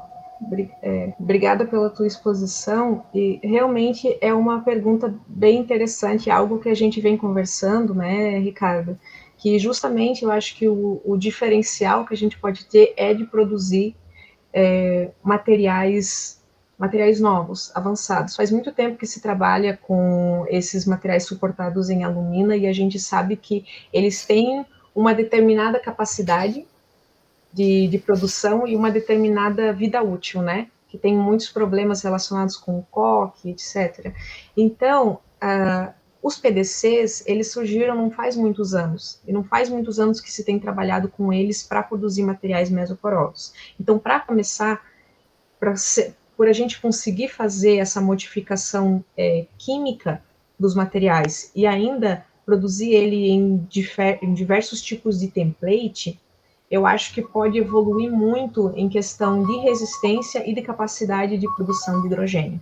Tá? Para você ter uma ideia, esse catalisador ali, eu só coloquei uma foto ali de um becker de alguns catalisadores evoluindo hidrogênio, tá? Porque isso também foi uma parte do meu doutorado, mas quem iniciou foi o Abhijit, que era o pós-doutorado quando eu fui para a França.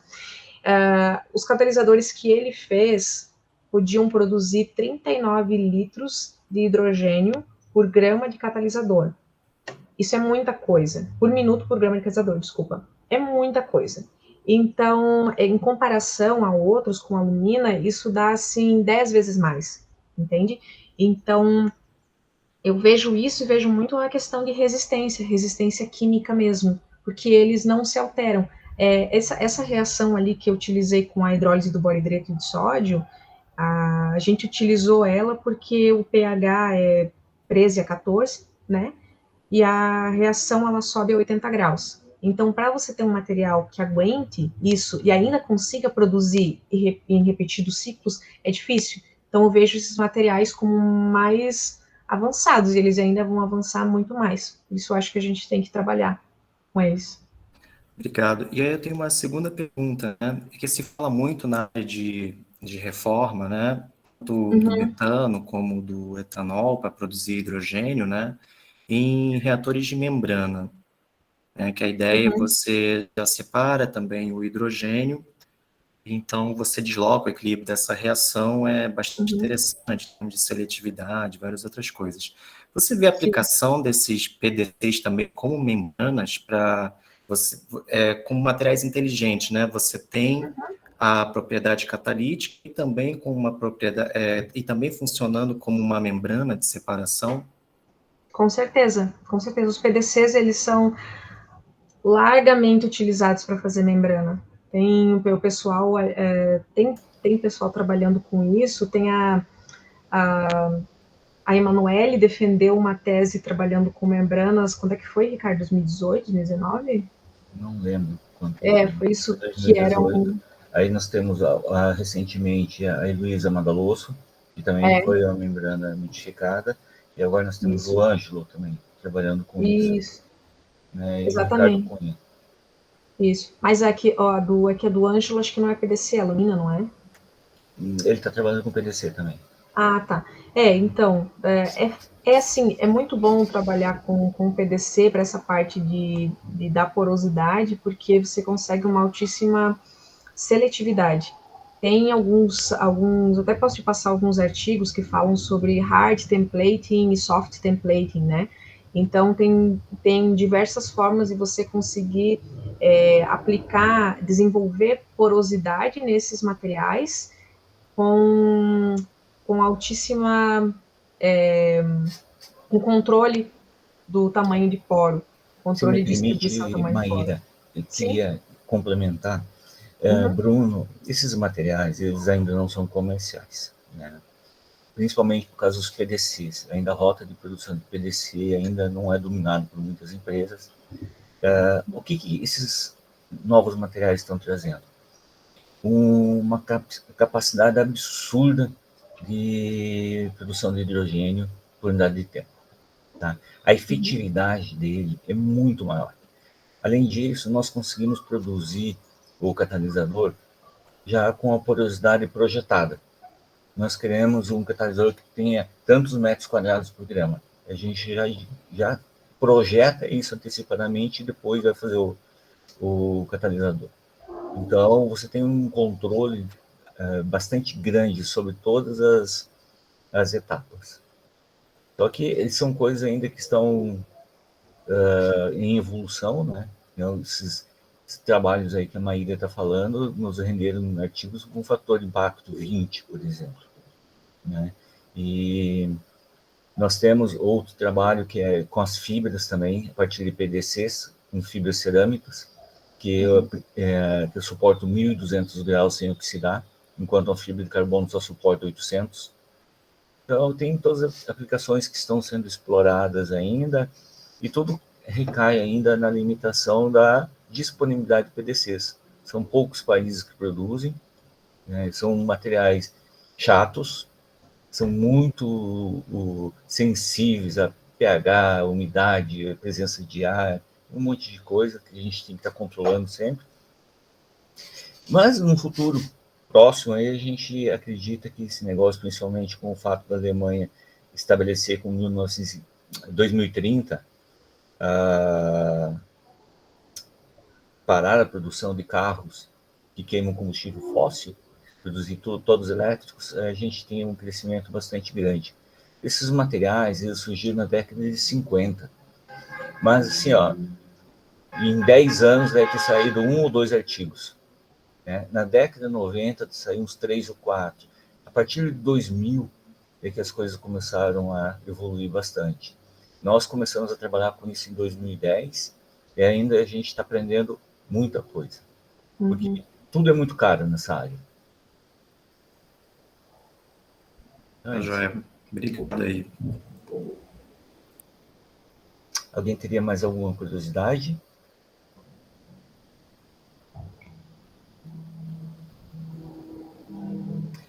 Bom, pessoal, Luiz, por favor, Luiz. Eu tenho uma dúvida para a Letícia, que é sobre a parte dos orgânicos voláteis. VOCs? Oi? VOCs. Isso, os VOCs. Assim, quais são esses orgânicos voláteis, principalmente, assim, e se quais linhas de tecnologia de pesquisa, assim, elas vão em paralelo junto da tua? Que, no caso, eu percebi que a tua atuação no desenvolvimento do produto foi bem focada à causa, que é ali junto do solvente, junto com a tinta. Tem alguma linha em paralelo que também busca reduzir esse efeito colateral que os VOCs têm, junto para reduzir esse impacto que eles têm, no caso? Tu dizes da atmosfera, da limpeza atmosférica, para que ela não produza tanto, que ela não seja tão nociva. Nociva? Existe, né? Existem várias ações, mas assim, eu particularmente vejo um futuro bem distante, por isso que, né, é importante a gente fazer todo esse estudo bem apurado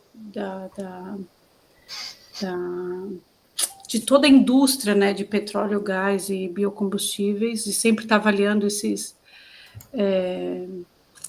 Eu me perdi na pergunta, na resposta, Luiz, mas assim, o que eu vejo, né? Eu vejo assim que é muito difícil como é muito difícil a gente se livrar do petróleo, é muito difícil a gente se livrar dos solventes. Não é uma realidade assim super palpável, sabe? Existe muito essa coisa, vamos desenvolver tintas base água. Cara, eles até desenvolvem tinta base água, mas a gente não tem, por exemplo, máquinas, sabe, com tecnologia no Brasil para poder rodar a base água. Então, assim, existe bastante, né? O Brasil, o mundo está bastante atento a todo esse problema, né? Tanto da composição atmosférica para que ela reduza esse impacto no contato com o solvente, quanto da composição dos produtos para que ele não produza tanto VOC, né? Mas eu não vejo, assim, particularmente um futuro tão próximo a gente se livrar, sabe, do uso de solventes. Eu respondi a tua pergunta, Luiz, que eu pensei uma coisa e te respondi outra. Não, esclareceu sim, porque era esse o ponto que eu queria ver contigo, porque eu não tenho tanta experiência assim na área, mas é bem visível assim que existem poucas frentes que trabalham com isso, sabe? Por isso que me chamou tanta atenção também de pesquisa, sabe? E normalmente as frentes que também trabalham um pouquinho com essa retirada, elas não são muito exploradas porque elas não têm um apelo comercial tão significativo. E aí entra muito... É caro, né? E é caro. Cada alteração que a gente faz no solvente, né? Cada alteração que a gente faz no thinner, isso tem um custo. E a gente tem dificuldade no Brasil, né? Principalmente no setor de indústria e de solventes, que as pessoas paguem por isso, né? Então, por exemplo, assim, desenvolver tinta base água é muito simples para a indústria, né? Epóxi base água, tanto para indústrias de metal mecânica, quanto para flexografia, quanto para imobiliária. O problema é que muitas vezes a gente não tem pessoal capacitado, né? Eles não têm equipamento para isso, para poder rodar os produtos. Então, assim, é difícil, sabe?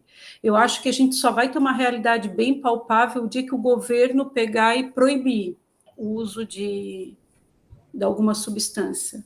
Mas é assim, é aquela dificuldade, né? A gente vai lá e desenvolve produtos que tenham um impacto menor ambiental, mas, ao mesmo tempo, a gente está com o meio ambiente totalmente saturado e problemático, né? Então, é difícil. Tem que ser uma coisa em conjunto, uma avaliação toda... Mas tem que estar antenado, sabe? Hoje, por exemplo, o forte dessa empresa que tem projeto contínuo no laboratório é venda de solventes, então é uma faca de dois gumes, né? Eles acabarem trabalhando com base água ou com solventes de fontes renováveis. Tem que ter todo um balanço, a gente tem que estar atento a todas as evoluções e oportunidades que a gente pode estar usando de matéria-prima. Obrigado, Eti. O que ele perguntou, João Paulo? Eu não ouvi.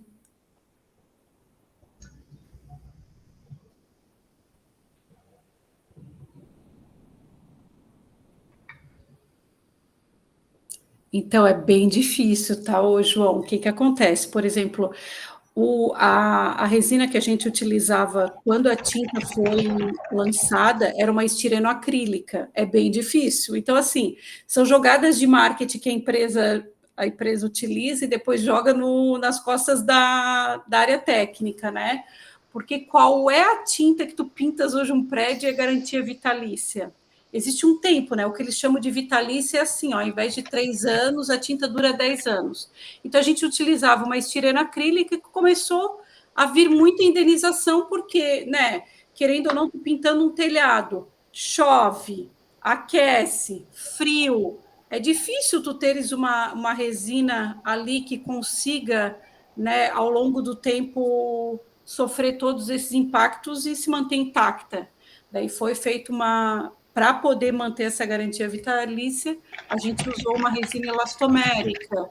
Antes eles usavam uma estireno acrílica e botavam um plastificante, daí rachava toda a tinta. Tem que ficar fazendo... Mas tu perguntasse quais são os testes? Os testes a gente tem câmeras de envelhecimento acelerado e a gente vai fazendo, são acompanhando. Tem o LCP? Oi? Não, a gente usa lá. Eles têm um emitter, porque o que acontece? No LCP a gente só tem o VA e o VB, né? Sim. Lá eles têm com câmera salina, né? Eles fazem vários tipos de ambiente para poder estar colocando aquela tinta. E tem um detalhe também. Ao máximo. Esses ensaios, eles requerem um acompanhamento de 24 horas. O LCP não trabalha 24 horas por dia. Hoje, antigamente, a gente até virava 24 horas por dia. Não, assim, essas indústrias distintas... Também essa câmera, a câmera que a gente tem é muito grande, né? Então, ela já... você tem que ter um número de amostras bastante razoável para você ligar a câmera. Então, a gente acaba usando a estrutura deles. Não, e tem outra coisa, né, Ricardo? A gente tem que ter controle do tempo de vida útil da lâmpada, né? Tem que ter todo esse... É difícil, tem que ser uma coisa que o laboratório tem que estar o tempo todo testando Mas as indústrias de tinta, para avaliar o tempo de vida útil, a gente tem campos, existe campos de aplicação, tá? Isso aí vai avaliando assim ao longo dos anos. Indenização, o que mais tem? Sabe o que é a coisa mais complicada em trabalhar com tintas? Porque, assim, ó, tinta é uma espessura mínima, é uma finalização de uma construção, é a finalização de um material, e a culpa sempre é da tinta, porque a tinta é que retrata o problema estrutural, né? E muitas vezes a culpa não é da tinta, então tudo tem que ser avaliado.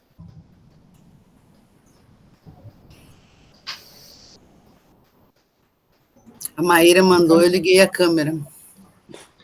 Eu vi que a Débora estava com a câmera desligada, eu pensei, agora é a hora da vingança, né? É porque eu estou descabeladíssima, meu Deus, não sei mais nem meu nome. Mas, gente, garantia vitalícia é uma moda lá de fora, tá? Nos Estados Unidos tem muita tinta com garantia vitalícia e a empresa que é a única no Brasil que tem uma tinta com garantia vitalícia. Então, a equipe técnica tem que rebolar para isso. E no Brasil, a tinta não é utilizada como... As pessoas não têm uma consciência que a tinta ela é para proteger um patrimônio. Elas veem como um artigo de decoração, uma coisa desnecessária, né? Enquanto ela não está ali só para fins estéticos. Fim estético é um uso secundário. E uma construtora, quando ela faz um condomínio, levanta um prédio, a primeira coisa que ela economiza é na tinta. A segunda é no revestimento cerâmico. E a terceira nos metais. Não, assim, trabalhando na indústria de tintas esse tempo todo, eu digo, é uma besteira economizar com tinta, gente, porque tinta... E assim, o que mais a gente analisa de patologia são essas obras que os caras querem fazer a toque de caixa, tipo, não deixam a estrutura curar, e daí já querem pintar, passo massa corrida, não espero secar, e o que vai retratar é na tinta, e o problema não é a tinta. É difícil.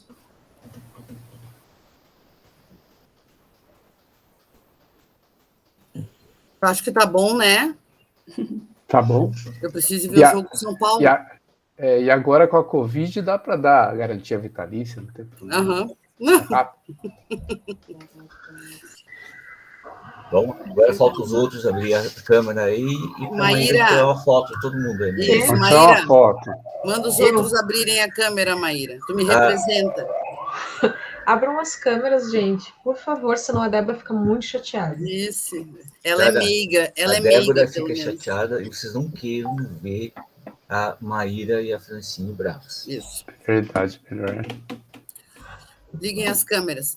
Muito legal, né? Para além dos seus trabalhos específicos, né? Principalmente a Maíra, né? Que a Letícia já tem uma experiência maior, né? De mais tempo, né, Letícia? Eu acho que vocês vão ter muito a contribuir com o grupo, né? Principalmente pela disponibilidade de vocês em querer contribuir com o grupo. Eu acho que isso conta muito, né? Pelo conhecimento de vocês, não só técnico, né? Porque isso é inquestionável, né? Vocês participaram de processos seletivos, né? Não foram escolhidas assim pelos lindos olhos. Mas vocês têm, além do conhecimento técnico, além do conhecimento do EQA, que eu acho que é muito importante também, do EQA, não da UFSC, né, para conduzir, vocês têm muita vontade de colaborar. E eu acho isso um perfil muito interessante, porque nós precisamos de vocês para conduzir, para nos ajudar a conduzir, né, trabalhos técnicos, problemas de alunos de mestrado, de doutorado. Vocês vão estar ali, né, próximo do laboratório e tentando colaborar com esses alunos. Então, eu acho que o perfil de vocês é muito interessante, né, para o nosso grupo. Então, eu estou bastante feliz, e vocês, alunos, usem e abusem da Letícia e da Maíra. Agora elas são oficiais, né? São bolsistas oficiais do nosso programa, né, nosso PRH, embora tenha demorado bastante, mas agora eu acho que está tudo certo, né, Fran? A Fran é a nossa gerente financeira. Então, podem começar, por isso que nós até seguramos, porque elas já foram selecionadas há bastante tempo até, mas nós estávamos esperando o ok da FINEP aí para dizer, elas agora são nossas bolsistas, né? Então, vocês, a partir de agora, podem usar e abusar, dividir né, as angústias de vocês, principalmente as angústias técnicas, com a Letícia e com a Maíra, que estão aí para colaborar com vocês.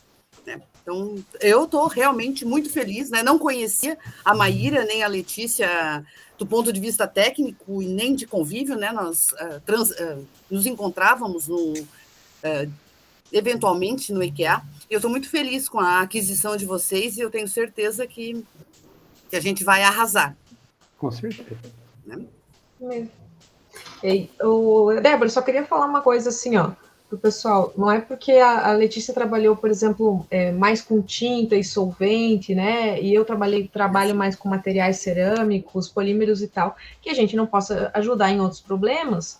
Tá? Então, não importa a área o tema que vocês estão trabalhando, a gente sempre vai tentar auxiliar da melhor maneira que a gente pode, ou então a gente vai encontrar a pessoa que sabe.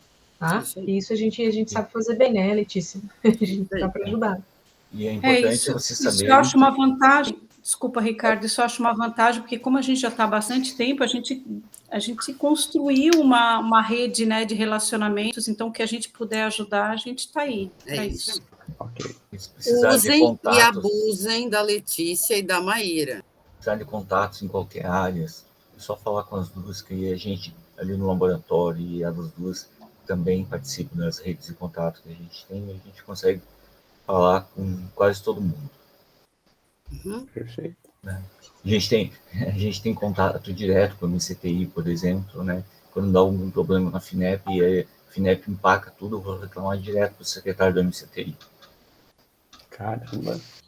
Olha, agora não obedeceram a Maíra, liguem essas câmeras e eu vou nominar. Renato, não te vi hoje, Renato.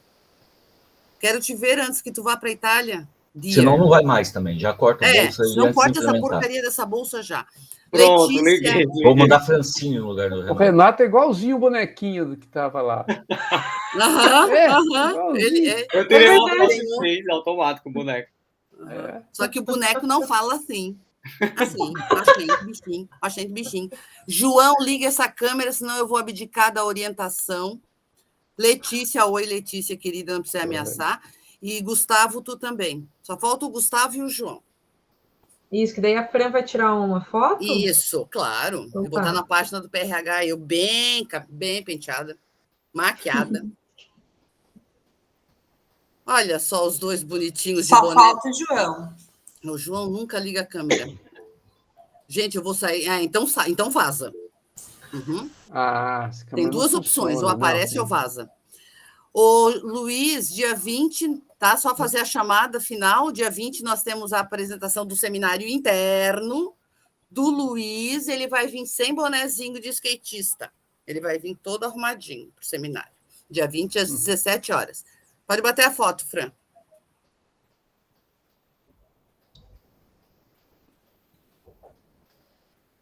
Calma, mais um, que eu já tirei um.